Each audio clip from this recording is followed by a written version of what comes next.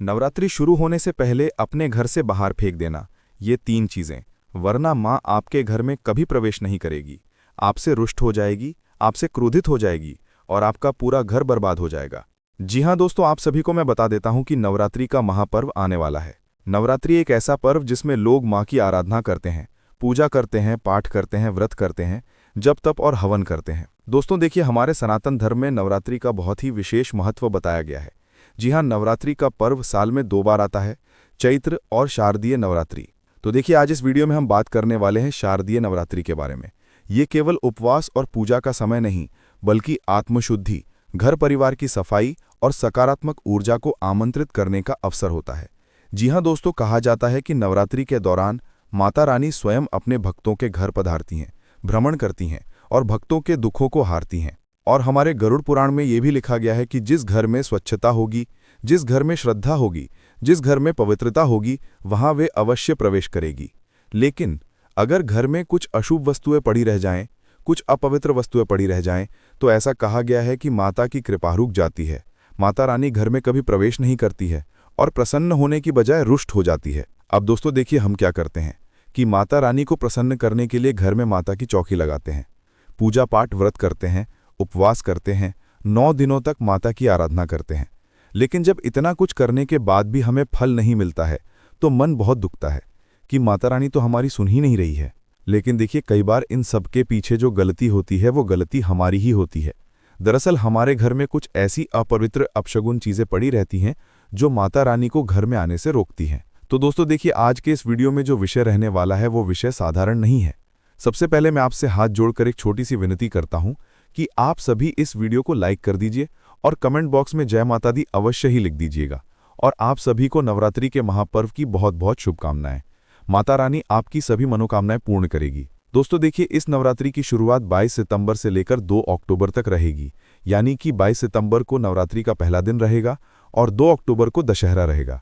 इन 10 दिनों में लोग अपने घर में पूजा पाठ और सेवा करते हैं। लेकिन शास्त्रों में यह बताया गया है कि नवरात्रि शुरू होने से पहले घर में साफ सफाई करना बहुत जरूरी होता है। सारे लोग घरों में रंगाई पुताई करते हैं, घरों में गौमूत्र का छिड़काव करते हैं, गंगा जल का छिड़काव करते हैं, चौकी की स्थापना करते हैं, पूरे घर को पवित्र करते हैं।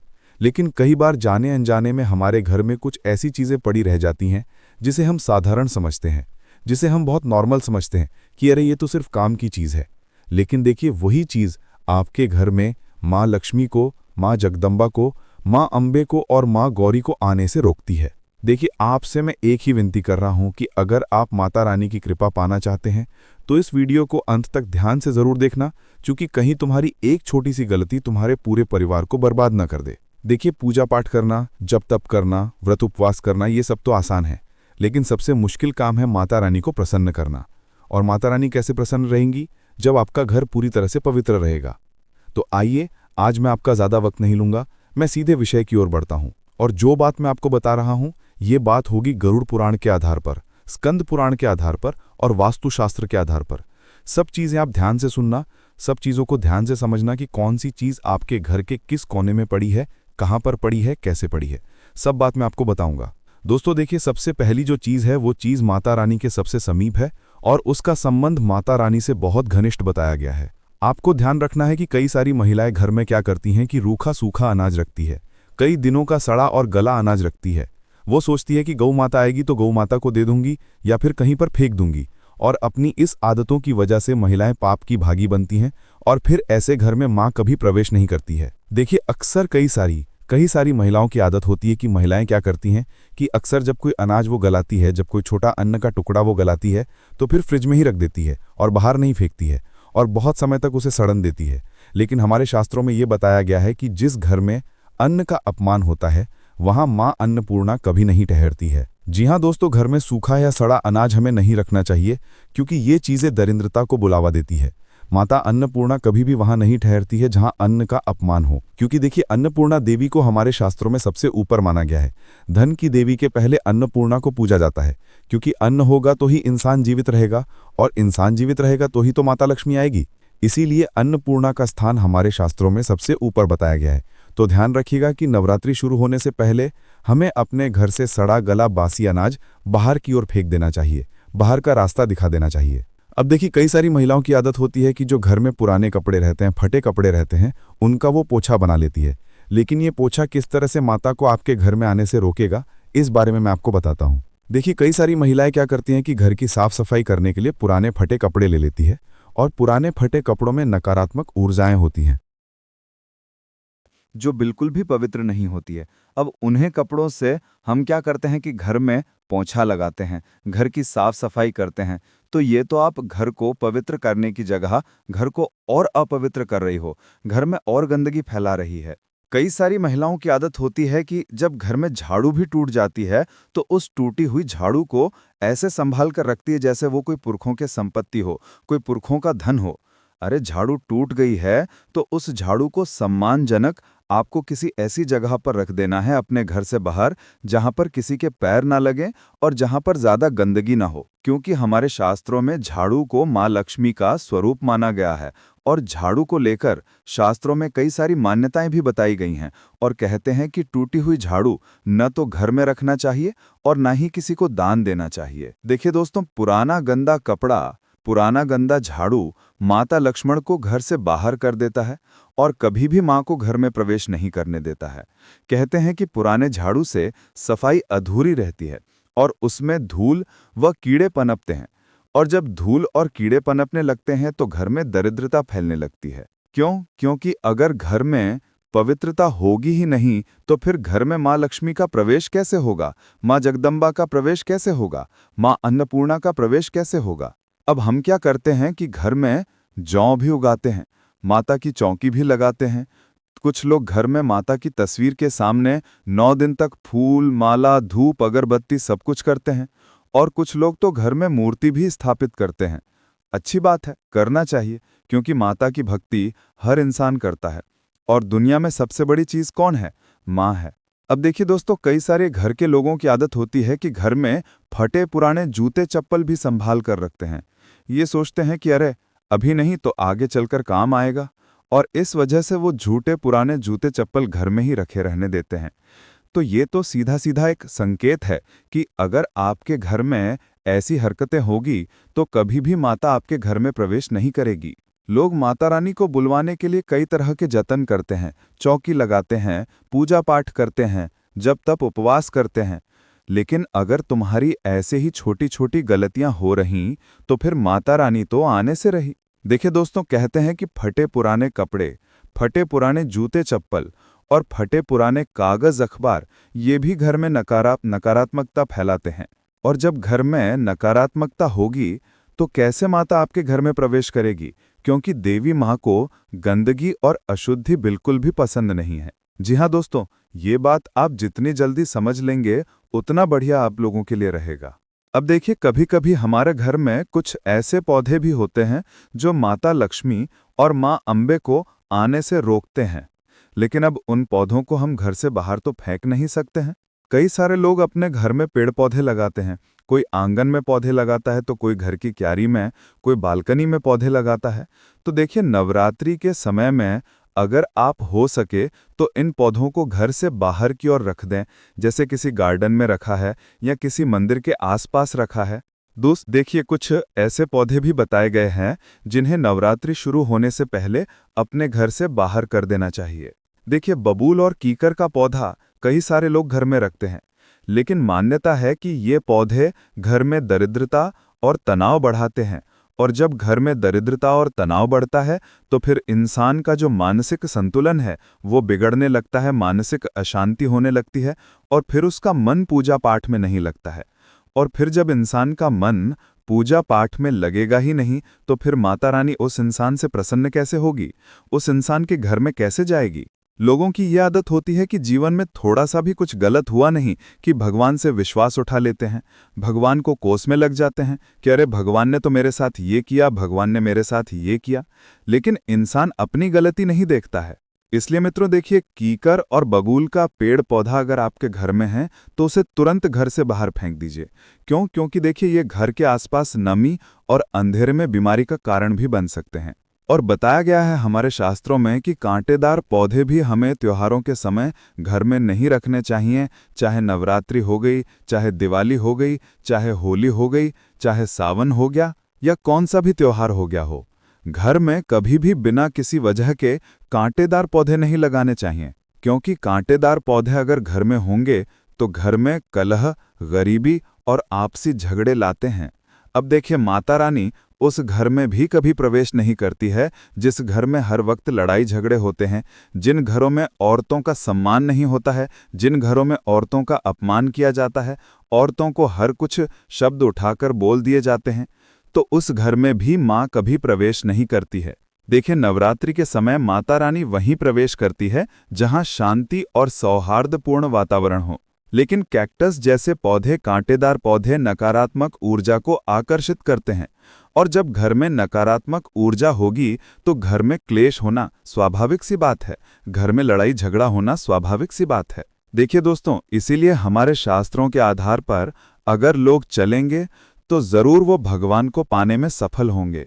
लेकिन आज के समय में लोगों की मानसिकता ऐसी हो गई है कि लोग शास्त्रों में विश्वास नहीं करते हैं, लोग पूजा पाठ में विश्वास नहीं करते हैं, लोग भगवान में विश्वास नहीं करते हैं, क्योंकि आज कलयुग चल रहा है।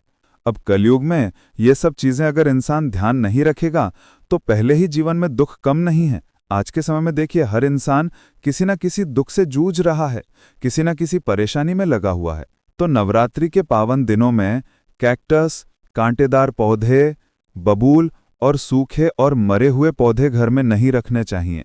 अगर आपके घर में तुलसी भी सूख गई है तो तुरंत उस सूखी हुई तुलसी को नवरात्रि से पहले अपने घर से बाहर कर देना है, क्योंकि देखिए, ये पौधे नकारात्मक ऊर्जा को बढ़ाते हैं और माँ के आमंत्रण में विघ्न डालते हैं, और हो सके तो इस पावन समय में घर में अच्छी देवी की कृपा को रोक सकते हैं। तो अगर हो तो हरी भरी साफ सुथरी तुलसी लगाओ, हरा भरा मनी प्लांट लगाओ, अशोक का जो पौधा होता है वो भी आप नवरात्रि के दिनों में लगा सकते हैं। आम, नीम, बेलपत्र जैसे पवित्र पौधे रखने चाहिए, क्योंकि इन पौधों में स्वयं देवी देवता विराजते हैं। तो ये न केवल धार्मिक दृष्टि से शुभ हैं, बल्कि आध्यात्मिक और वैज्ञानिक रूप से भी घर को शुद्ध करते हैं, घर की हवा को शुद्ध करते हैं, सकारात्मक ऊर्जा बढ़ाते हैं, और घर का वातावरण भी सुधरने में इनका बहुत प्रमुख योगदान रहता है।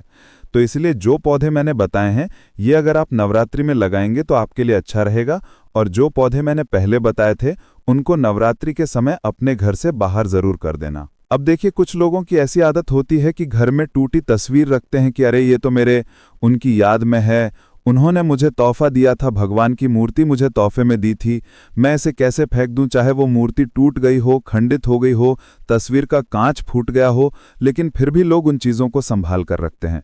लेकिन उनको ये नहीं पता है कि ये चीज़ें तुम्हारे घर में अपवित्रता लेकर आती हैं। मान्यता है कि टूटी मूर्ति, फटी तस्वीर घर में रखना बहुत बड़ा अपशगुन होता है। इसका अर्थ है कि तुम सीधे सीधे भगवान का अपमान कर रहे हो।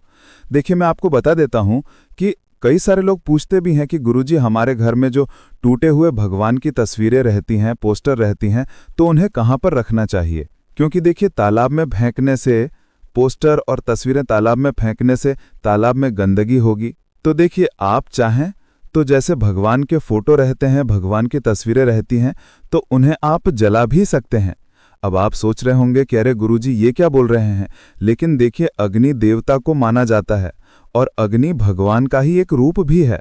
तो अगर आप अपने घर के आसपास के तालाब या कुएं में गंदगी नहीं करना चाहते हैं तो उन चीज़ों को आप जला भी सकते हैं, क्योंकि वो चीज़ें सिद्ध भगवान को ही अर्पित होगी, क्योंकि अग्नि भी एक देवता है। आपने सुना ही होगा अग्नि देवता, जिसमें हम यज्ञ करते हैं, भगवान के सामने दीपक अगरबत्ती जलाते हैं। तो ये चीज़ें हमें करना ज़रूर चाहिए।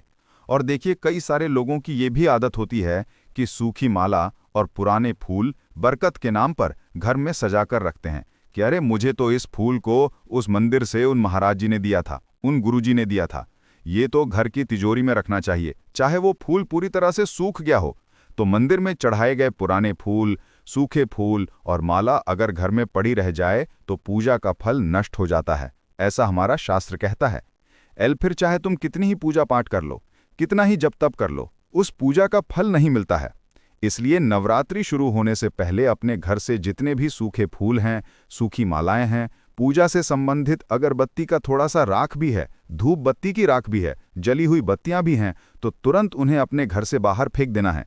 देखिए, देवी माँ ताजगी और सुगंध को पसंद करती हैं। देवी माँ कभी भी अपवित्र चीज़ें, खराब चीज़ों को पसंद नहीं करती हैं। और मैं आपको एक चीज़ और बता देता हूँ कि बच्चों के टूटे हुए खिलौने भी घर में नकारात्मक ऊर्जा और कलह को बढ़ाते हैं। तो पौराणिक मान्यता है कि टूटी वस्तुएं लक्ष्मी का अपमान करती हैं। कई सारे लोग घरों में तुम बंद घड़ी पटक के रख देते हैं, बंद बल्ब पटक के रख देते हैं, इलेक्ट्रॉनिक चीज़ें रख देते हैं, ये सोच करके बाद में काम आएंगी। लेकिन बाद में काम आने से पहले ये तुम्हारे देवी देवताओं को तुम्हारे घर से निकाल भी सकती हैं। इसलिए घर में हमें बंद घड़ी भी नहीं रखना चाहिए। बंद घड़ी जीवन में रुकावट और अस्थिरता का प्रतीक है। नवरात्रि नई शुरुआत का समय है। नवरात्रि वो समय है जब पूरा जीवन अस्त व्यस्त नहीं बल्कि एकदम पवित्र होता है। तो इसलिए खराब घड़ी बाहर करना शुभ माना जाता है, क्योंकि देखिए खराब घड़ी बेकार की जगह घेरती है और मानसिक रूप से ठहराव का भाव देती है। और देखिए दीवारों पर हम उसे लगाकर रखते हैं, तो दीवारों पर भी हमें ऐसी कोई भी चीज़ नहीं लगानी चाहिए जो अपवित्र हो, अव्यवस्थित हो और अपशगुनी हो। साथ ही बहुत से लोग पुरानी एक्सपायर दवाइयां अलमारियां दराज में सजाकर रखते हैं। जी हाँ, कई सारे भारतीय घरों में आज भी देखने को मिलता है कि जो दवाएं खराब हो जाती हैं, दवाइयों की शीशी पड़ी रह जाती है और घर में सजा के रखते हैं।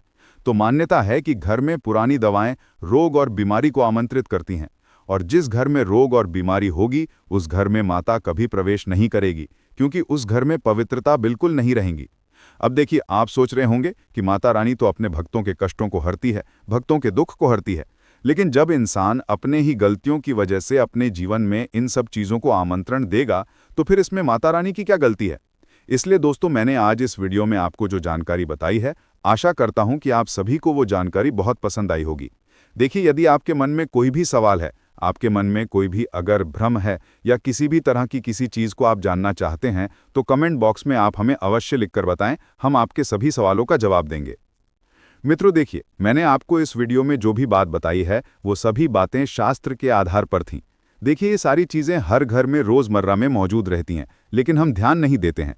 नवरात्रि नई शुरुआत का समय है, इसलिए नवरात्रि से पहले इन अनोखी लेकिन आम चीज़ों को घर से बाहर करना बेहद ज़रूरी है, क्योंकि इससे माता आने का स्वागत खुले मन और पवित्र वातावरण में हो सकेगा और घर में सुख, शांति और समृद्धि बढ़ेगी।